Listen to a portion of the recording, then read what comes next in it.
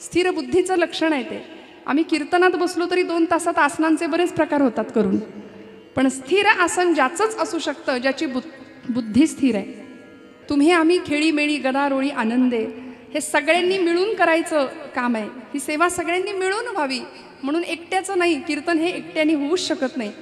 श्रोते तुम्ही महेशाची या मूर्ती. ज्ञानोबांनी श्रोत्यांना नमस्कार केला, अधिकार सांगितला, आणि परब्रह्म स्वरूपातले आपण श्रोते म्हणून मी नेहमी सांगत असते, शब्दब्रह्म, स्वरब्रह्म, नादब्रह्म यांचा त्रिवेणी संगम झाला की कीर्तनात परब्रह्म साकार होतं. तर जन्माला आलेलं प्रत्येक व्यक्ती समाधानासाठी, सुखासाठी, मग ते नश्वर सुख मिळावं याकरता का होईना, प्रपंचातल्या मागण्या मागाव्या याकरता का होईना, भगवंताच्या दारात जातोच. कितीही नास्तिक माणूस असला ना तरी भगवंताकडं जातो. खरं तर नास्तिक म्हणवणारा जास्त आस्तिक असतो. देव नाही असं म्हणणारी माणसं त्याचं अस्तित्व जास्त मान्य करतात, माझं हे मत आहे. पु ल देशपांडे म्हणायचे, मी नास्तिक आहे, स्वतः मान्य करायचे, पण देवाकडून, देवाच्या रस्त्यावरून किंवा एखाद्या देवळासमोरून जाताना माझे हात नकळत जोडले जायचे भगवंताकडे. त्यामुळे 100% नास्तिक या जगात कोणीच असू शकत नाही, कुणीच नसतो. बरं, देव आहे की नाही त्याच्या अस्तित्वावर शंका घेणं म्हणजे आपल्या अस्तित्वावर शंका घेण्यासारखं आहे. त्यामुळे त्या परमात्म्याची पूर्ण कृपा होण्याचे अनेक मार्ग आम्हाला परम दीन दयाळ दीनवत्सल असलेले आमचे संत, की ज्यांना माऊलीच्या संबोधनाने आम्ही संबोधलं, त्या आई समान असलेल्या संतांनी आम्हाला मार्ग दाखवलाय. मार्ग दावूनी गेले दयानिधी संत. त्यामुळे आज त्यांच्या कृपेने तुम्ही आम्ही सगळे इथे आहोत. त्या मार्गावरून वाटचाल करत असताना त्यांचा सहवास सहज जरी लाभला तरी काय काय परिणाम होतं हे सगळं सांगत असताना, जसं माइलस्टोन्स असतात की नाही, हे मिळाल्यावर हे मिळतं, ते मिळाल्यावर ते मिळतं, तसं या अभंगामध्ये तुकोबरायांनी आम्हाला असे माइलस्टोन्स दिलेत. काय केल्याने काय मिळेल, काय केल्याने काय मिळेल. आपल्याला सवय असते साधारणपणे, प्रापंचिक मनुष्य लाभ काय मिळेल, हे मी केल्यानंतर मग मला काय मिळेल, उपास तापास केल्याने मग मला काय मिळेल, 16 सोमवारचं व्रत आम्ही करू, काहीतरी कामना असते म्हणून करू, हा स्वभाव आहे आमचा. काय केल्याने काय मिळतं, तुकोबरायांना आमचा स्वभाव माहिती आहे, म्हणून प्रस्तुतच्या अभंगात सुरुवातीपासूनच महाराजांनी फायदेच सांगितले हो संतांच्या सहवासाचे. संत चरण रज लागता सहज, संत चरण रज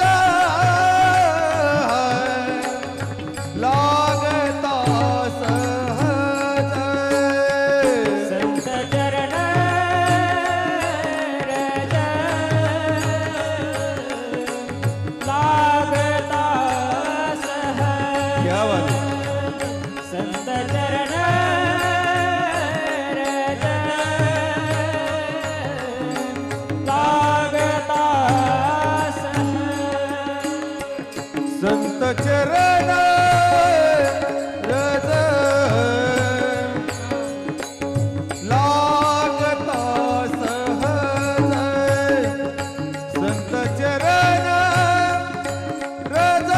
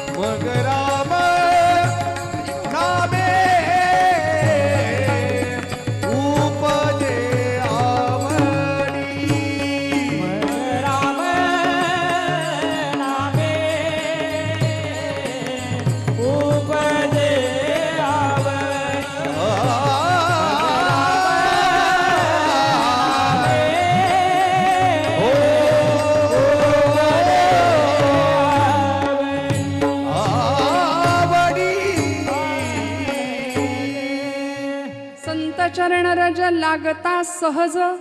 तुकोबरायांनी भगवंत परमात्म्याची कृपा आमच्यावर कधी होईल? जेव्हा संतांच्या चरणाचा सहज स्पर्श तुम्हाला मला होईल. साधा सरळ अर्थ. मग काय होईल? वासनेचे बीज जळून जाय. तुमच्या माझ्यामध्ये निर्माण होणाऱ्या अनेक प्रकारच्या वासना, त्या सात्विक आहेत, राजस आहेत, तामस आहेत. 3 प्रकारच्या वासना तुमच्या माझ्यामध्ये निर्माण होत असतात. मग या प्रत्येक वासनेचं प्राबल्य प्रत्येकामध्ये कमी अधिक प्रमाणात आहे. म्हणून आपण म्हणतो सात्विक व्यक्ती आहे, राजस आहे, तामस आहे. दुर्योधन तामस होता, रावण तामस होता. संतांकडे बघावं तर सत्व गुणांचा खजिना सापडतो. म्हणून कुळी कन्या पुत्र होती जे सात्विक तयांचा हरिख वाटे देवा. जिथे सात्विक संतती जन्म घेते त्याचा आनंद भगवंताला सुद्धा होतो. हे पदोपदी आम्हाला संतांनी दाखवून दिले. मग आमच्यामध्ये या वासना कशा प्रकारे निर्माण होतात? प्रत्येक श्वासाला वासना निर्मिती आहे म्हटलंय. आरोग्यशास्त्र आम्हाला सांगतं एक निरोगी मनुष्य दिवसाला 24 तासांमध्ये निरोगी माणूस बरं का 21,600 एवढ्या वेळा श्वासोच्छ्वास घेतो. श्वास घेणं, पूरक, कुंभक आणि रेचक ही जी प्रक्रिया आहे, आरोग्यशास्त्र सांगतं 21,600 वेळा आम्ही श्वासोच्छ्वास घेतो. त्या प्रत्येक श्वासाला वासना निर्मिती होते. कल्पना करा किती वासना निर्माण होतात. जन्म घेणे लागे वासनेच्या संगे. भागवतामध्ये जडभरताची उदाहरण आहे, गोष्ट आहे, आपल्या सगळ्यांना माहिती आहे की त्या भरताला वासनेच्यामुळे पुन्हा पुन्हा जन्म घ्यावा लागत होता. आणि ती वासना संपुष्टात आली, संतांचा सहवास झाला, स्पर्श झाला, कृपा झाली, भगवत प्राप्ती झाली.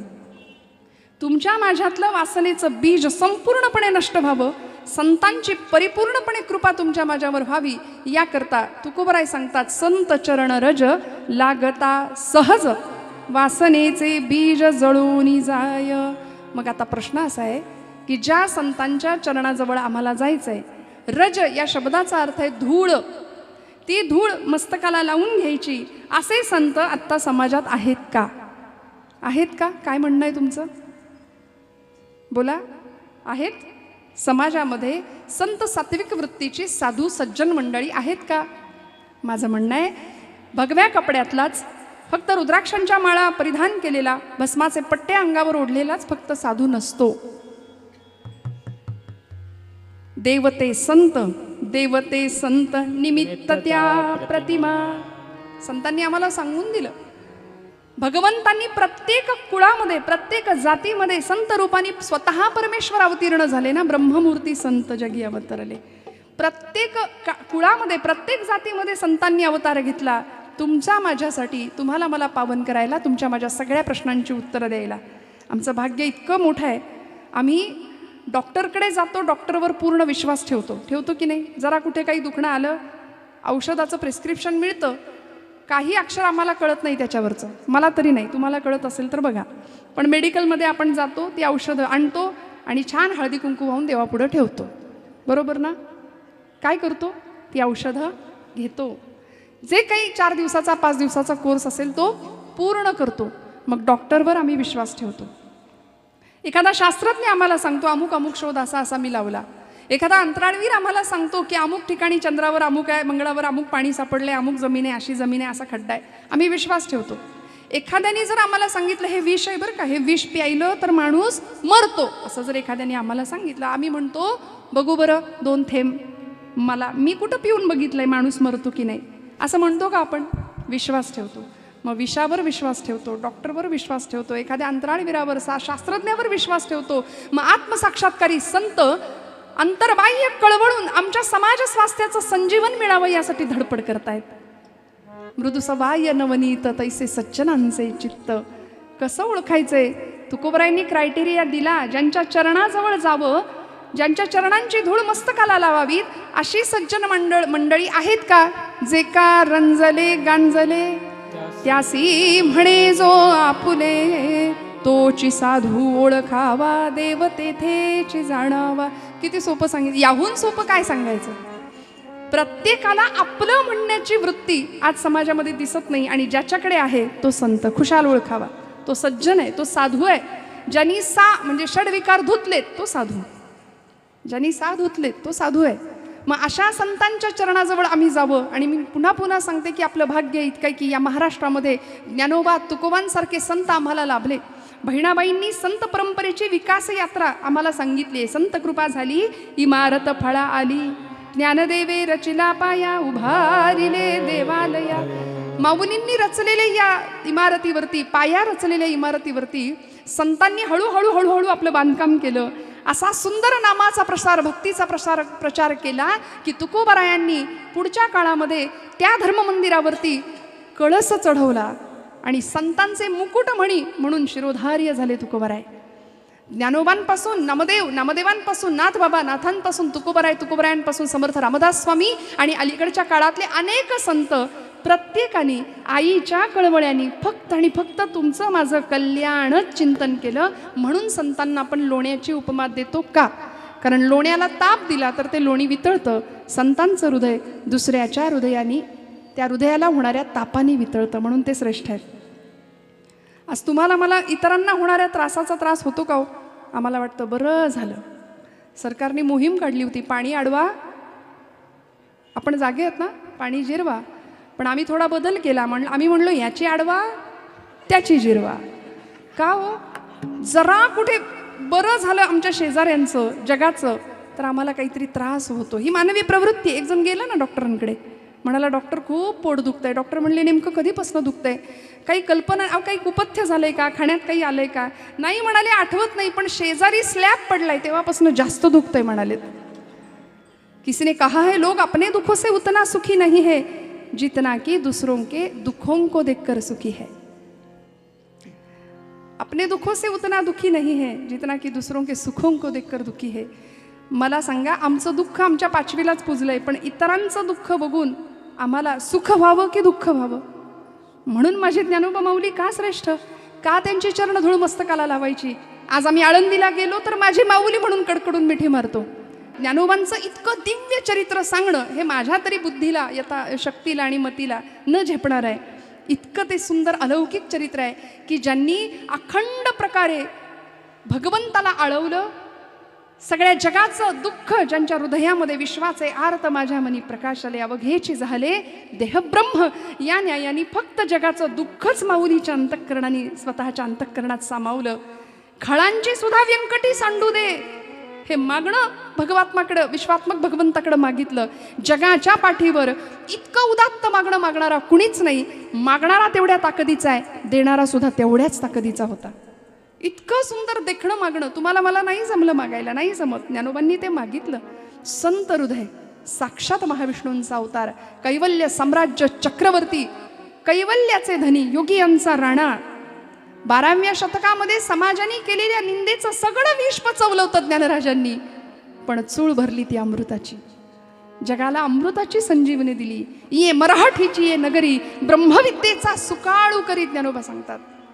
मग असं 750 वर्षापूर्वी ज्ञानोबांनी 9000 रूपांच्या ओव्यांच्या रूपाने ज्ञानेश्वरी तुम्हाला मला दिली. आणि आम्ही सहज म्हणतो की आम्हाला ज्ञानेश्वरी जमत नाही वाचायला, वेळच नाही. जगातलं सगळ्यात मोठं खोटं वाक्य आपण बोलून मोकळे होतो.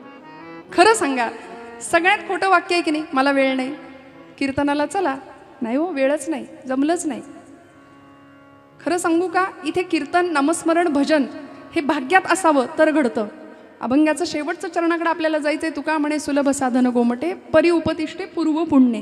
हे सहज साध्य जरी वाटत असलं तरी सुद्धा पूर्व पुण्यही लागते. जन्मोजन्मी आम्ही बहुपुण्य केले, तेव्हा या विठ्ठले कृपा केली. सहस्त्र जन्मा ओळगी जे एक वेळ मुखासे यावया. हजारो जन्मांची पुण्य ओवाळून टाकावी लागते एकदा भगवंताचं नाम मुखात यायला. म्हणून आम्ही सगळे भाग्यवान आहोत की इथे ज्ञानोबांच्या, तुकोबांच्या महाराष्ट्रामध्ये तर आम्ही आहोत. छत्रपती शिवाजी, छत्रपती संभाजींच्या महाराष्ट्रामध्ये आम्ही राहतो आहोत. इथे येऊन कथा कीर्तन ऐकण्याची वृत्ती आमच्या मनामध्ये निर्माण होतीये. का? कारण आमचं पाप आडवं येत नाही. इथे काही मंडळी कीर्तनाला यायचं म्हटलं तरी येऊ शकत नाही. बघा, काहीतरी अडचण येते, काहीतरी अडचण होते. आम्ही भाग्यवान आहोत. रोजचे दौरे, रोजची धावपळ सहन नाही होत. कधी कधी असं वाटतं आज घरी बसावं, कीर्तन नको करायला. तरी सुद्धा कुणाचा तरी फोन येतो, ताई काही करून कीर्तनाला उभ्या राहा, चला बसा गाडीत. हे भाग्य आहे. आता भगवंताला मान्य नाहीये आपण शांत राहिलेलं. आपण कीर्तन श्रवण केलं पाहिजे, आपण हातात टाळ घेतला पाहिजे, आपण गायलं पाहिजे, आपण वाजवलं पाहिजे. त्याची कृपा आहे, अनन्य कृपा आहे आमच्यावरती. मग हे आम्हाला कुणाच्या माध्यमातून कळलं? संत चरण रज लागता सहज वासनेचे बीज जळोनी जाय. तुमच्या माझ्या मध्ये निर्माण होणाऱ्या अनेक वासना संपुष्टात येतात फक्त संत सहवासामुळे, संत संगतीमुळे.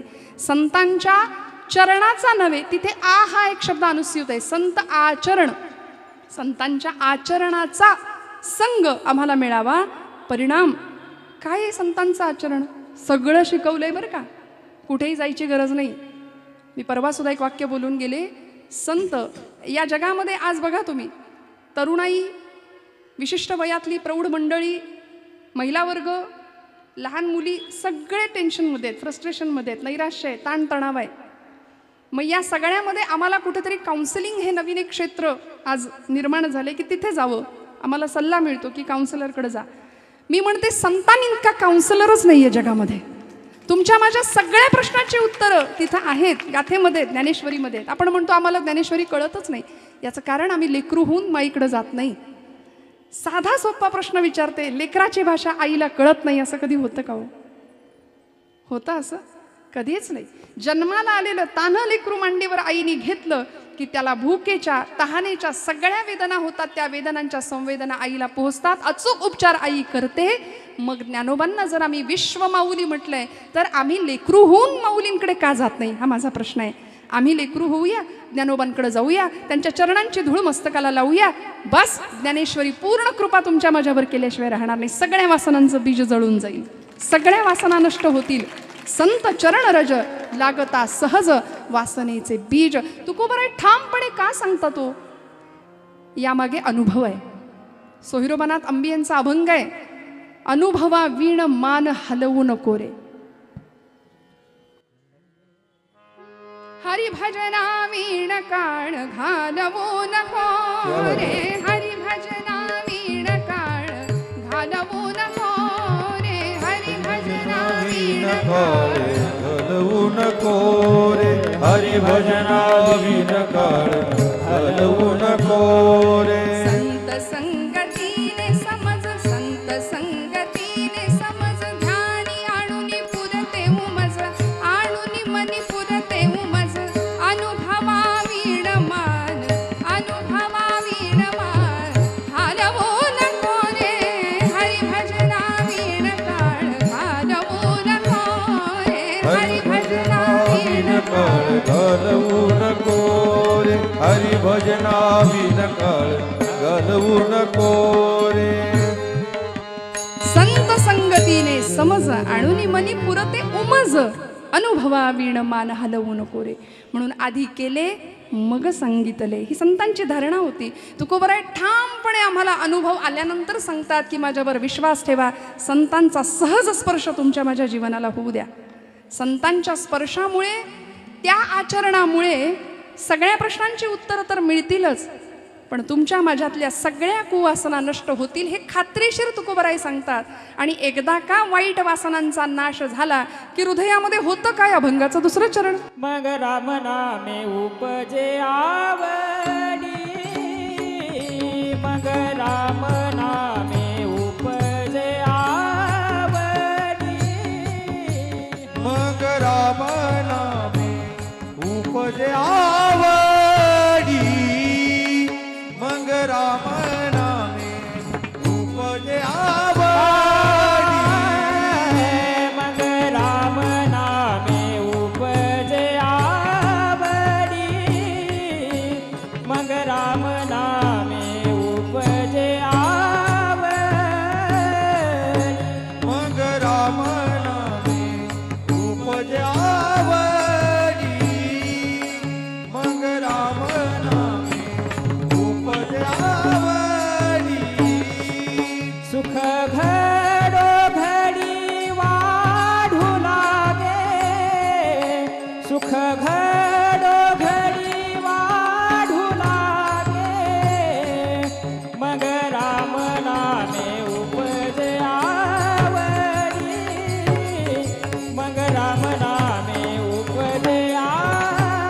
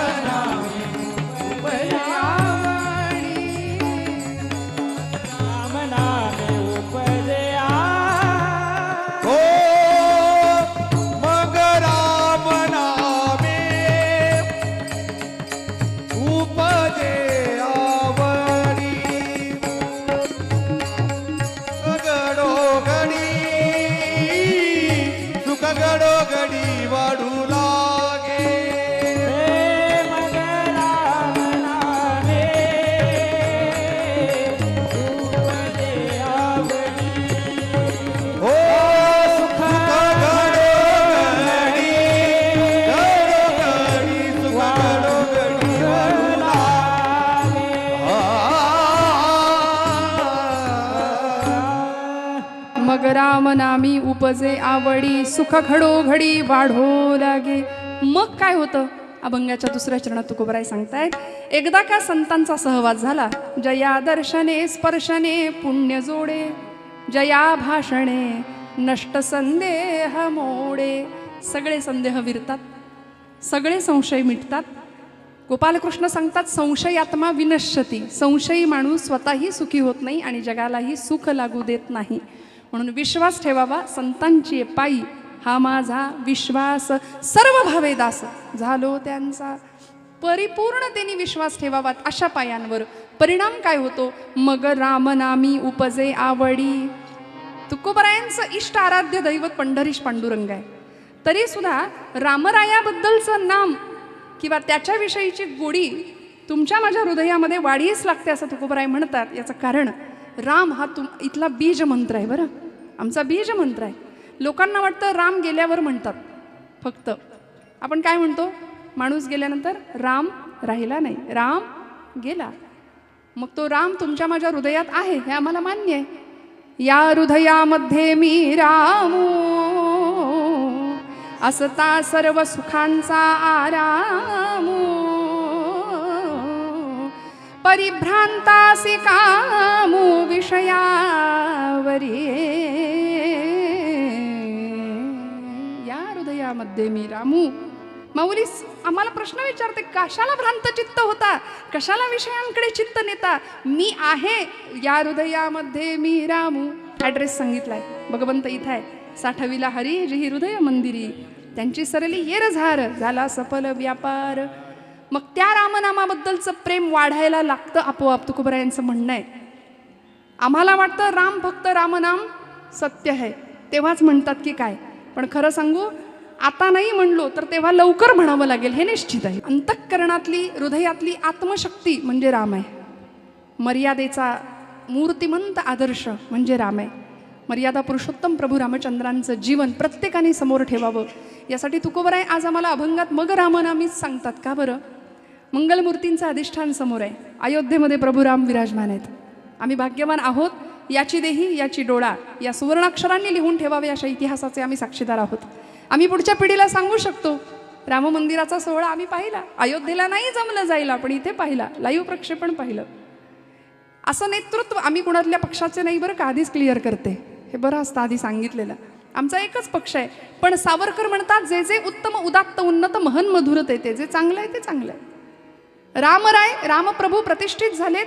आज देशातल्या प्रत्येक तरुणांनी रामांचा आदर्श समोर ठेवणं गरजेचं आहे. रामनाम घेणं गरजेचं आहे. कारण आजूबाजूला आपण पाहिलं तर अनीती याचं दर्शन आम्हाला होतंय. मर्यादेचं उल्लंघन आम्हाला आजूबाजूला दिसतंय. बघा, अन्याय, अत्याचार, भ्रष्टाचार, अनाचार. सकाळी उठल्यानंतर पेपर उघडूया, एखादी सोशल मीडियाची बातमी बघूया, काय दिसतं या पलीकडे जाऊन आम्हाला? जग इतकं जवळ आलंय, पण जवळ आलेलं जग कितपत आज सहनशील आहे, सुंदर आहे, याविषयी खंत आहे, याविषयी शंका आहे, संदेह आहे. मग मला असं वाटतं, समाजामध्ये मर्यादेचंच दर्शन व्हायचं असेल तर आज सिंहासनावर धर्मरूपामध्ये रामच असणं फार गरजेचं आहे. म्हणून अयोध्येमध्ये प्रभू रामराय विराजमान आहेत. वसिष्ठ ऋषींनी सांगितलंय, रामो विग्रहवान धर्म. राम ही धर्माची मूर्ती आहे. धर्म मूर्तिमंत स्वरूपामध्ये सिंहासनावर विराजमान आहे. त्यामुळे आता आम्हाला घाबरायची गरज नाही. रामाचा उल्लेख करणारा, विठ्ठलाचं नाम घेणारा, घाबरायचीच गरज नाही. पण दुर्दैव असं आहे, अध्यात्म करणारी, अध्यात्मश्रवण करणारी, कीर्तनाला येणारी माणसं फार कॉन्फिडन्सच नाही त्यांच्याकडे, लो कॉन्फिडन्स. मग हे केलं तर ते होईल, मग असं केलं तर तसं होईल. कशाला इतके घाबरतो आम्ही? निर्भयता अध्यात्म आम्हाला देते. श्रोते हो, अध्यात्माकडून मिळालेली सुंदर देणगी, मनुष्य निर्भय बनतो. निष्काम निश्चल विठ्ठली विश्वास पाहू नये वास आणिकांची तुकोबराय जर आम्हाला सांगत असतील तर हे सगळं संतांच्या सहवासाने मिळेल, अध्यात्म श्रवणाने मिळेल. त्यामुळे जीवनामध्ये राम आल्याशिवाय राहणार नाही. मी आज माझ्या प्रत्येक तरुण भावंडांना सांगतेय की आता आमच्या हातामध्ये मोबाईल नावाचं ते डबडं आहे. प्रत्येकाच्या हातामध्ये, सगळे ॲडिक्ट आहोत आम्ही, अगदी आबाल वृद्ध. म्हणजे लहानांनाच दोष आम्ही देतो, पोराला काही कळतच नाही, सारखा मोबाईल घेतो. पण ते घेत असताना घरातले आजोबा म्हणतात, मला सुद्धा कळत नाही एवढं त्यातलं त्याला कळतं. सगळे फंक्शन त्याला माहिती आहेत. सगळे खेळ त्यातले तो खेळतोय. हं, सोशल मीडिया त्याच्या हातात आहे, सगळं जग त्याच्या हातात आहे. आम्ही नको त्या गोष्टींना दुजोरा देतो, त्याचं कौतुक करतो. मग त्याच मंडळींना नाही तर तुम्हाला मला सुद्धा ते व्यसन आहे की नाही? मान्य करा, हो म्हणा. वा वा, याला मोठेपणा लागतो मनाचा. बघा, आहे बाबा व्यसन. आमचं रोज दूध उतू जातं व्हॉट्सॲप चॅटिंग करताना. काय करायचं, रोज आम्ही पोरांना म्हणतो मला माझं काम करू दे, हा घे मोबाईल आणि बस तिकडं. म्हणतो की नाही आम्ही? हो म्हणा. त्यामुळे हे सगळं तुमच्या माझ्या बाबतीत घडतंय. मग मर्यादा आम्ही कधी शिकणार? हातामध्ये तरुण मुलगा घरात बसलाय सोफ्यावर लोळत, वडीलधारक कोणीतरी घरात आलंय आणि बाप मुलाला सांगतोय, अरे बाबा ऐक माझं, मी काहीतरी तुला सांगतोय, ऐक माझं. याची नजर सुद्धा वर नाही मोबाईलमध्ये. मी हे चुकीचं सांगत असेल तर मला सांगा, चुकतंय ताई तुमचं. नजर मोबाईलमध्ये आहे, वर बघायला सुद्धा तयार नाही. जुनी पिढी माझ्यासमोर बसली आहे. आपण वयोवृद्ध जुनी जाणती मंडळी आहात. पूर्वीचा काळ, पूर्वीच्या मर्यादा, शिक्षकांच्या विषयी, वाडवडिलांच्या विषयी काय होत्या हे मी सांगायला नको. वडील घरात आले तरी सोफ्यावर लोळत पडणं ही संस्कृती नव्हती आपली. मग मुलगी असू दे, मुलगा असू दे. पण आता कुणीही या, कसेही या, आम्ही आमच्या मस्तीत मस्त दंग आहोत. ही आजची पिढी आहे. हे मर्यादेपलीकडचं जीवन आहे. चौकटीतलं स्वातंत्र्य आम्हाला कधी अनुभवायला मिळणार? कधी आम्ही अनुभवणार? स्वातंत्र्य असलंच पाहिजे, पण स्वातंत्र्य आणि स्वैराचार या दोन गोष्टी परिपूर्णपणे भिन्न आहेत. याची जाणीव आमच्या देशातल्या तरुणांना, मग मुलीबाळींना आणि मुलांना कधी होणार? मला कधी कधी प्रश्न पडतो. म्हणून मर्यादेचं पालन करणारा प्रभुराम आमच्यासमोर असणं गरजेचं आहे. मी नेहमी आमच्या भावंडांना सांगते की एखादी वेब सिरीज एखाद दिवशी नाही बघितली तर काही बिघडत नाही, पण रामांचं चरित्र आता प्रत्येकाने वाचायला घ्या. कारण या भारतीय संस्कृतीने चारित्र्याची पूजा केली आहे श्रोते हो. रावणासारखा सुद्धा भक्त आम्हाला शोधून सापडणार नाही की ज्यांनी शिवपिंडीवरती फूल कमी पडावं म्हणून स्वतःचं शिरकमल वाहून पिंडीवर टाकावं. तो रावण शिव उपासक होता, शिवभक्त होता, पण भारतीय परंपरेने त्याला राक्षस ठरवलं. का? मर्यादा नाही सांभाळली, चारित्र्य नाही जपलं. पण तेच माझे प्रभू रामचंद्र, एक वाणी एक वचनी पररमणी जननी मानी विश्वपाल तो दयाल ध्यानी धरावा, या न्यायानी मर्यादा पुरुषोत्तम प्रभू रामांचं चरित्र आज ते दैवत म्हणून तुमच्या माझ्या समोर आहेत. भारतीय संस्कृतीने चारित्र्याची पूजा केली.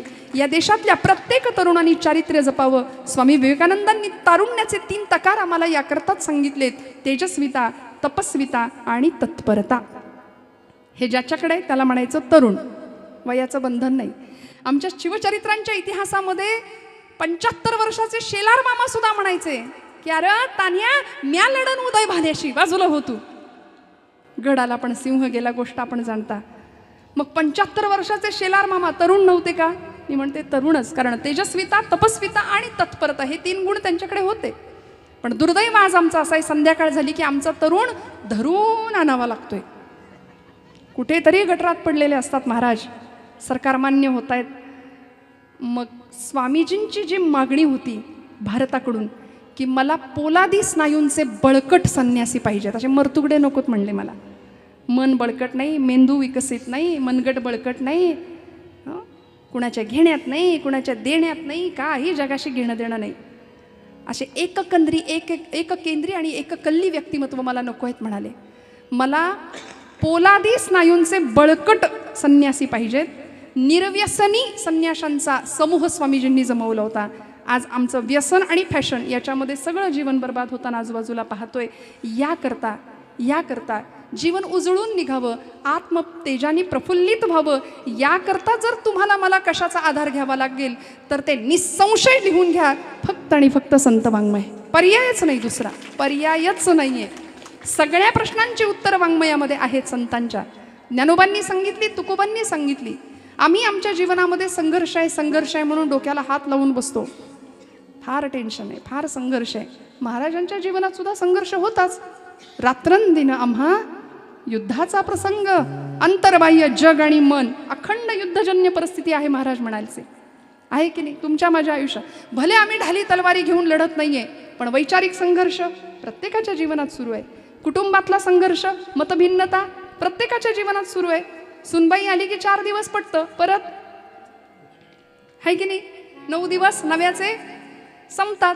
मतवेग, 2 व्यक्ती एकत्र आल्या की 2 मतं आली एकत्र, मग तिथून वाद, संवाद कमी आणि वादच जास्त. म्हणून संतांनी आम्हाला फार सुंदर सांगितलंय बोलायचं कसं?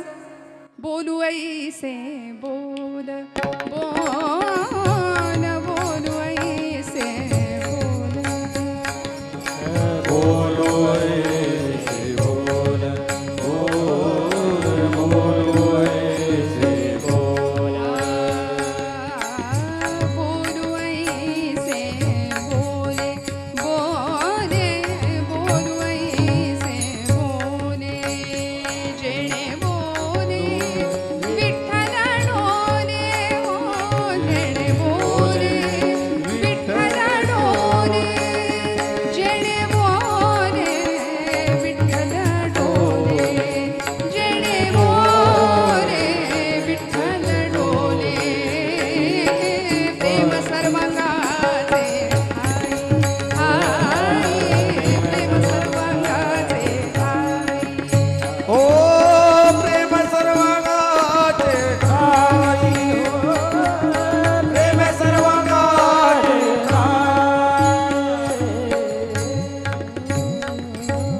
बोलू ऐसे बोले जेणे बोले विठ्ठल डोले. माझ्या बोलण्याने समोरच्याच्या हृदयातला विठ्ठल डोलला पाहिजे. संतांचं आचरण कसं आहे? संतांच्या चरणाची धूळ का घ्यायची, मस्तकाला लावायची? सहज दर्शन पुण्य जोडणार आहे. आचरण शुद्ध परिस्थिती निर्माण होणार आहे. काय बोलायचं, कसं बोलायचं, आचारसंहिता ठरवून दिली. माझ्या बोलण्याने समोरच्याच्या हृदयातला विठ्ठल परमात्मा डोलला पाहिजे. एखाद्याच्या हृदयाला घरं पाडण्याकरता तुमच्या माझ्या शब्दांची योजना असावी का? नाही.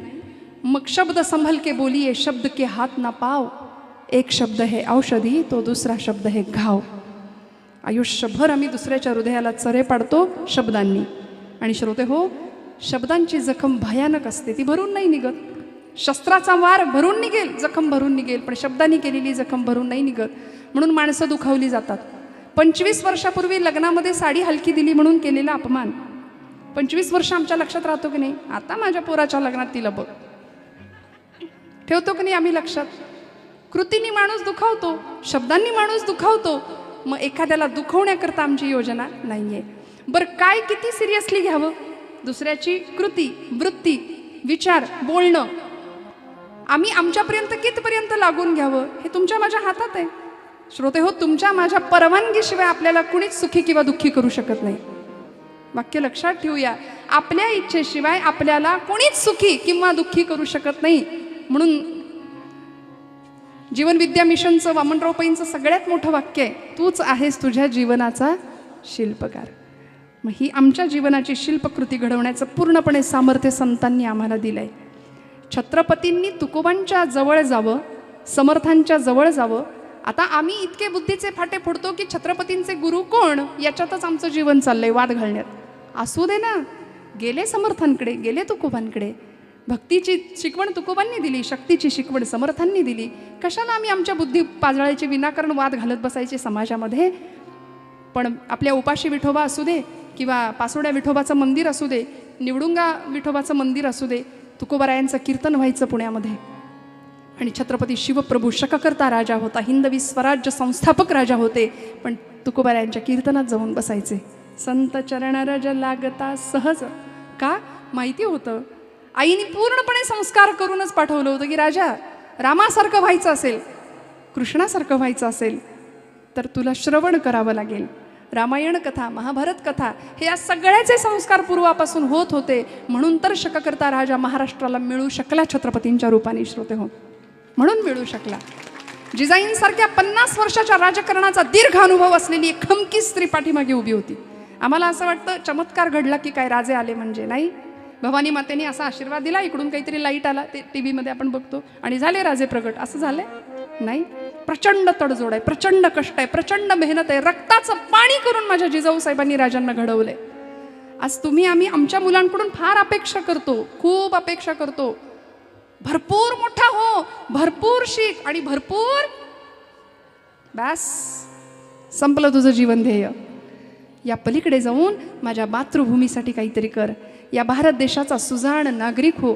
तुझं जीवन इतरांच्या कामी कसं येईल याच्यासाठी काहीतरी विचार कर. असं सांगणाऱ्या किती माता आहेत मला सांगा. म्हणून भगतसिंग ज्यावेळी फासावर जात होते ना, त्यावेळी भगतसिंगांची आई रडायला लागली. तुरुंगाच्या कानाला त्या भिंत लावायची, या भिंतीला कान लावायची, लोकांनी विचारावं माँ क्यों रो रही हो, आपका भगत फाशी पे जा रहा है. 22-23 वर्ष काही मरायचं वय नसतं, पण निघाले, हुतात्मा झाले. आईने रडावं, लोकांनी विचारावं माँ क्यों रो रही हो, आपका भगत फाशी पे जा रहा है इसलिए रो रही हो. भगत सिंगांच्या आईने सांगावं नहीं, मेरा भगत आज जा रहा है, मातृभूमी के लिए बलिदान दे रहा है, इसलिए मैं नहीं रो रही हूँ. भगत सारखी 7 पोरं जरी माझ्या पोटी जन्माला आली असती ना, तरी ती 7च्या 7 मी मातृभूमीला अर्पण केली असती. याच्यासाठी मी रडतीये म्हणाले. इतका त्याग, इतकं बलिदान, सर्वस्व समर्पण हे संतांनी या भूमीला शिकवले श्रोते हो. म्हणून संतांच्या चरणाने काय होणार आहे, सुख घडोघडी वाढू लागे तुकोबराय म्हणतात. प्रपंचातलं सुख आम्ही जे मानतो ते खरं सुख नाहीच आहे, तो भ्रम आहे सुखाचा, खोटं सुख. पण चिरंतन सुख, सुख घडोघडी वाढू लागे महाराज म्हणतायत. म्हणून परमार्थातलं सुख आणि प्रपंचातलं सुख यामध्ये फरक आहे. प्रपंचातलं सुख गणिती पद्धतीने वाढतंय असं आपल्याला वाटतं, पण परमार्थातलं सुख भौमितीय पद्धतीने वाढतं, दुपटीने. आणि म्हणून तर चोखोबांना दिसलं होतं तिथे, चोखोबांना दिसलं ना पंढरीच्या वाळवंटामध्ये, साजिरे गोजिरे श्रीमुख चांगले, साजिरे गोजिरे श्रीमुख चांगले, शंख चक्र मिरविले गदा पद्म विटेवारी विटेवारी, सुखाचे जे सुख चंद्रभागे तटे, सुखाचे जे सुख चंद्रभागे तटे, पुंडलिका पाठी उभे ठाके, उभे ठाके, उभे ठाके, सुखाचे जे सुख, सुखाचे जे सुख, सुखाचे जे सुख. सर्व सुखाचे आगर बाप रखुमा देवीवर, तुका म्हणे माझे हेची सर्व सुख पाहिन श्रीमुख आवडीने. सगळं सुख आणि सुखाच्या सगळ्या कन्सेप्ट तिथं येऊन थांबल्यात संतांच्या. तुम्हाला मला जे वाटतं ते सुख फक्त प्रपंचातलं नश्वर आहे. म्हणून तुकोबराय म्हणतात, मग राम नामी उपजे आवडी, सुख घडोघडे वाढो लागे. यानंतरचा परिणाम काय, मी म्हटलं ना, हे झाल्यावर हे झाल्यावर हे. आणि आध्यात्मिक क्षेत्रामध्ये एका उंच बैठकीवर तुकोबराय आम्हाला निघून जात आहेत.